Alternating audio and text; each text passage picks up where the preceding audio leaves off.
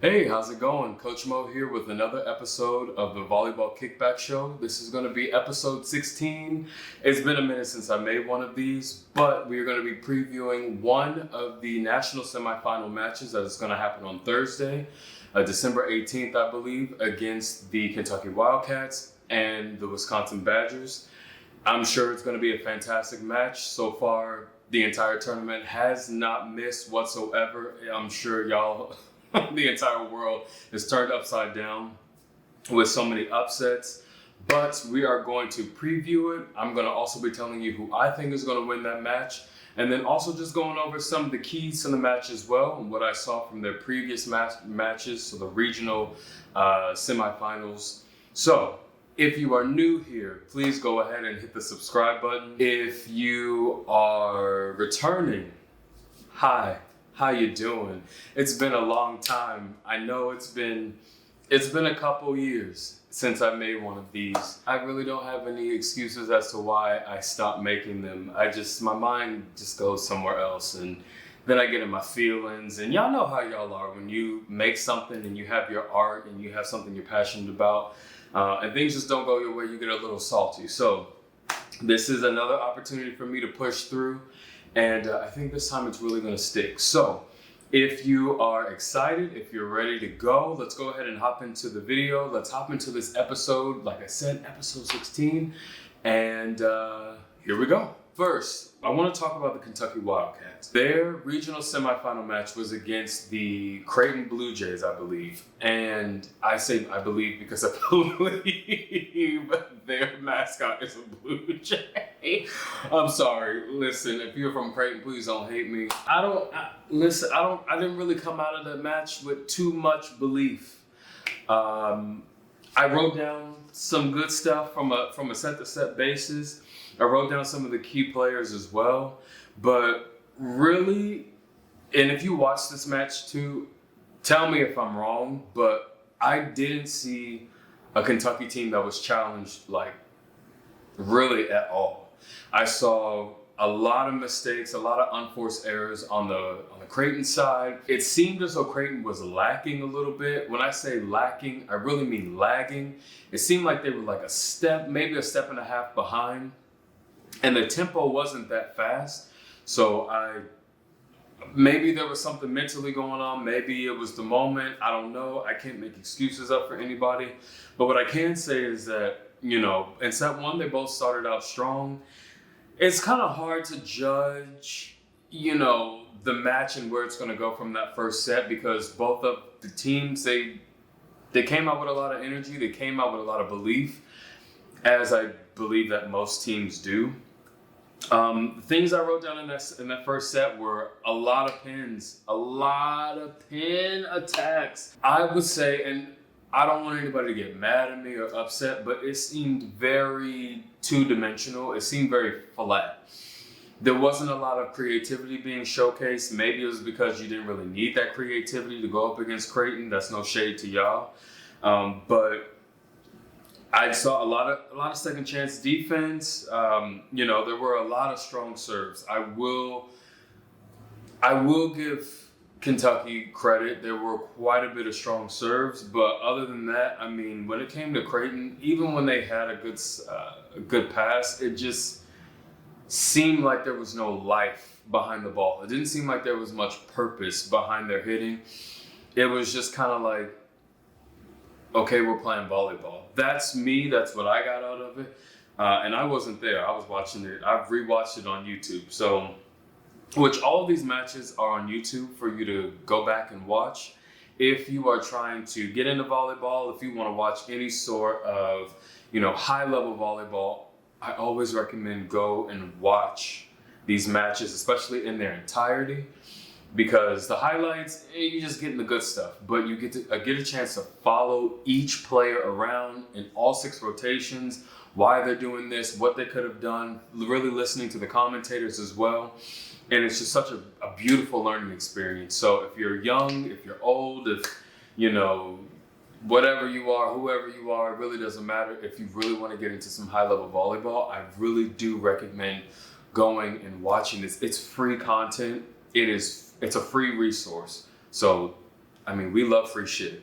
Everything's expensive nowadays, so I love free shit. You should love free shit too. I will say the thing with Kentucky, and this is really I saw it as an issue throughout the entire match. Again, it's kind of hard to say because Creighton really didn't do anything spectacular to me. There really wasn't a strong middle presence. And when they did try to run the middle, it was few and far between. And I would say they were kind of successful. They were kind of not successful.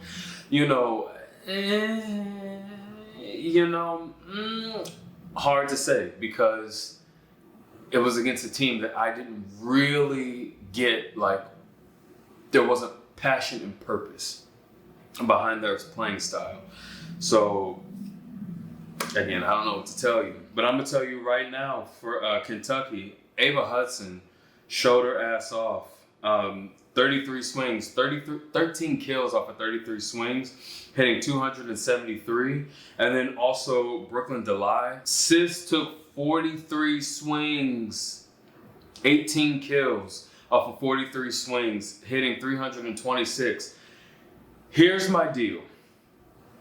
And this is why I think Kentucky is going to struggle. Now, I didn't really watch them the entire year, so these numbers are just a snapshot.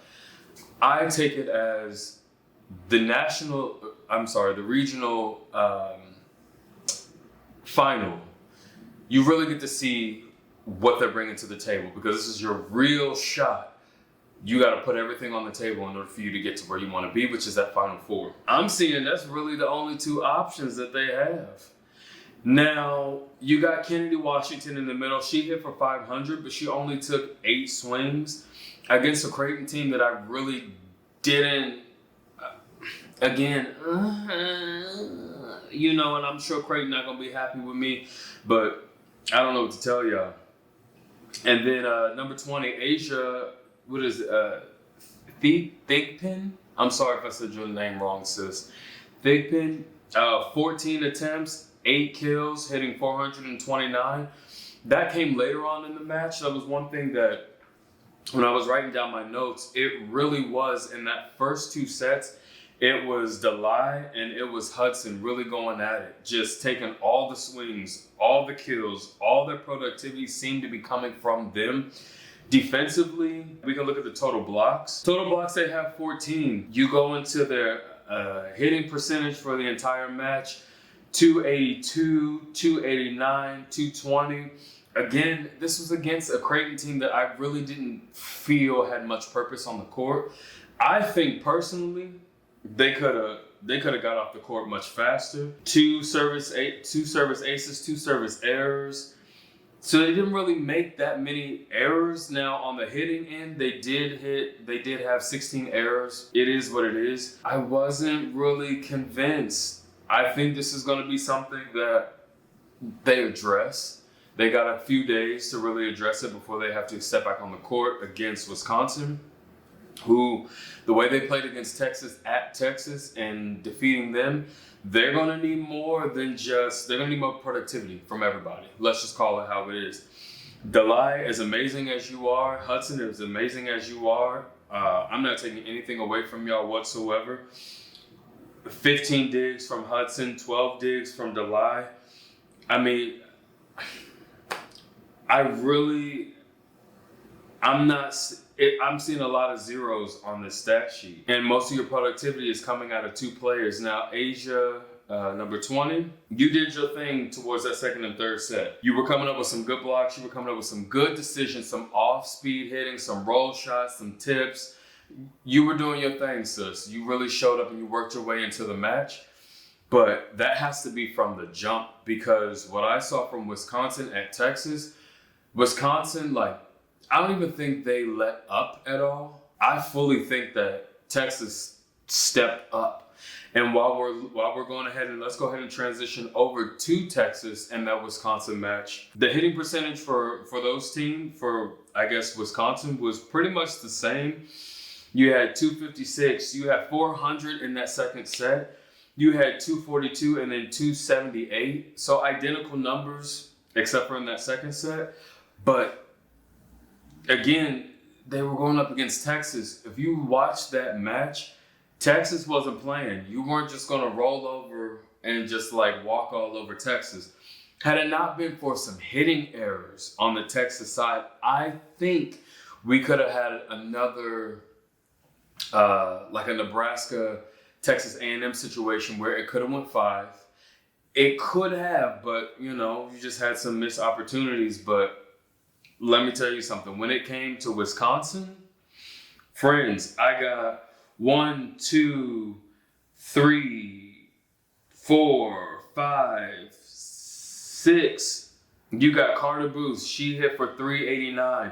You have, I'm just going to, number 1 friend, Una. I'm going to mess up your last name, so we're just going to say number 1 friend. Damn. 24 attempts, 15 kills, 4 errors, hitting 458. Crazy. You got Alicia Andrews. She hit 118. Grace Egan. She hit 250. Mimi Collier. She hit 309. Trinity. She hit 200. So I'm seeing that. I'm seeing Diggs, 9, 8, 9, 5, 15. I'm seeing assists across the board. It's so spread out. And so what I'm seeing from Wisconsin is they're going to get it done. Whether it's the blocking, whether it's the serving, whether it's the digging, whether it's the second chance opportunity, they're going to get it done. And I don't know if you saw that match or not, but Carter Booth is not playing with y'all. Okay? If you're not coming into it with a grown woman mentality, Carter Booth is not stepping down. She's not playing with little girls. This is a senior who's not playing. She's here. She's in it to win it. If the cameras weren't rolling, if she could catch you outside in the parking lot and there was nobody around, she might snatch your ass up. The post-game interview when she said, she's not fucking going home. She's not going home. She said, sorry, but not sorry. I'm not going home.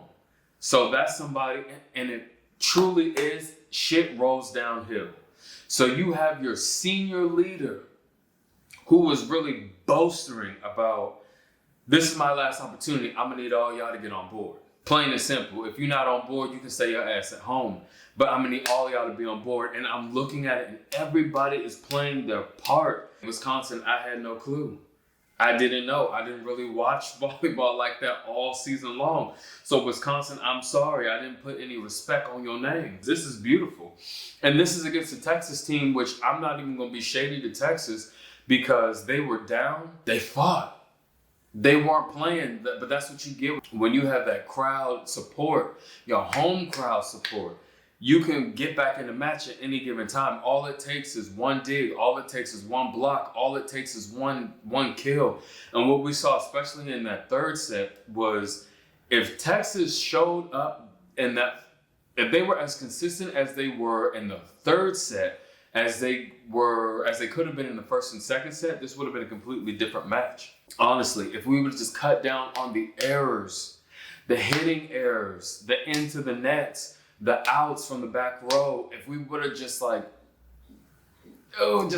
dialed it in a little bit, things could have been different. But, that's to play devil's advocate. I don't think that's really too fair. It was a beautiful match to watch. I'm not really that big of a Texas fan, to be honest. I was thoroughly impressed. I was like, I ain't had shit to say. And when it came to Wisconsin, Carter Booth had the middle locked down. And the one thing I loved about Wisconsin is that they were running a faster tempo, which is why I believe that Wisconsin is going to beat Kentucky. There's a few things now. I think if Wisconsin goes out and plays the way that they played against Texas, they have a chance to sweep Kentucky. However, it seemed as though they had an issue closing sets. Now, I don't want to say that their energy dipped, but I will say that Texas was like, no. What we're not about to do is just let y'all roll over us like that. Absolutely not. Y'all got us fucked up. Okay? So, credit Texas for showing up and showing out in the tail end of those sets, which is why I'm like, damn, I wish I would have showed up and been consistent throughout the entire set because that would have been a different story. But I don't know how Kentucky plays. I didn't see that Kentucky was tested. So they could be a solid team. They could run a faster tempo, but I don't know why they would run a slower tempo and not want to get off the court, because that Creighton team, I don't know. I feel like I done dog Creighton enough. So let's just move on from that. But I truly believe that Wisconsin has the ability to just sweep Kentucky. Now you have quality coaching. You have quality staffs on both sides. You have two coaching staffs who have gone out and earned a national championship. So it's familiar territory for both of them. You have the emotions. I'm not convinced that Kentucky is going to go out and win this. However, never say never. And I think we learned that from the Texas A&M match against Nebraska. But that's a whole different story. Because when I saw the way that they played against Louisville, I was like, oh yeah, things would change instantly for me. And I knew hands down that if they played the same way they played against Louisville, that they would have no problem winning against Nebraska. That's me. That's for the next episode. That's for the other episode. But right now, I don't know. What do y'all think? Do y'all think Wisconsin's going to win? Do you think Kentucky is going to win? Do you think it's going to be a sweep? Do you think it's going to be a 5-setter? I don't think it's going to be a 5-setter. I think Wisconsin shows up and I think they show out. I think Carter Booth, I don't think she has a record night, but I do think they're going to utilize her more. I do think that she's going to show up and show out. And I think that the supporting cast of Wisconsin is just going to do exactly what they did against that match against Texas. Because to me, if I'm the Wisconsin Badgers, I'm going into it as, we went into Texas.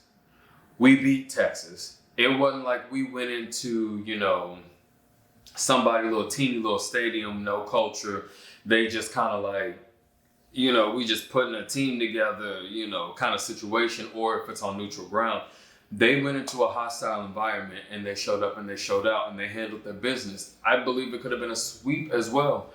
I don't see Wisconsin losing this match. I think they have too many weapons. I think they are that part. I think they just gonna steamroll. Choo-choo.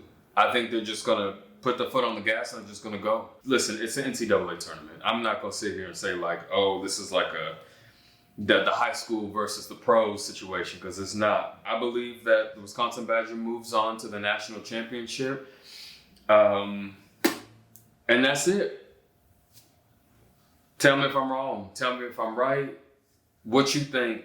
Tell me in the comments below. And as always, best of luck to both teams. That's it for this one.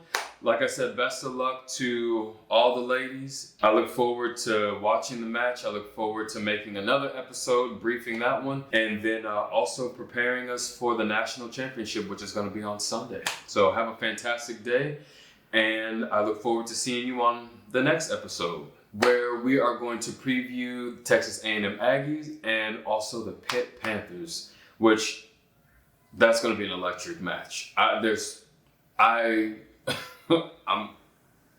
wish that one of them was on the other side of the bracket, because I think that whoever wins that match is ultimately going to come out as the national champion. And again, just as a reminder, make sure that you are subscribed to the channel, that you like this video, leave any comments that you want in the comments below, and then also check out the description box where I'll have the Instagrams and all the other links and all the good stuff located there as well. So take care. And see you on the next one.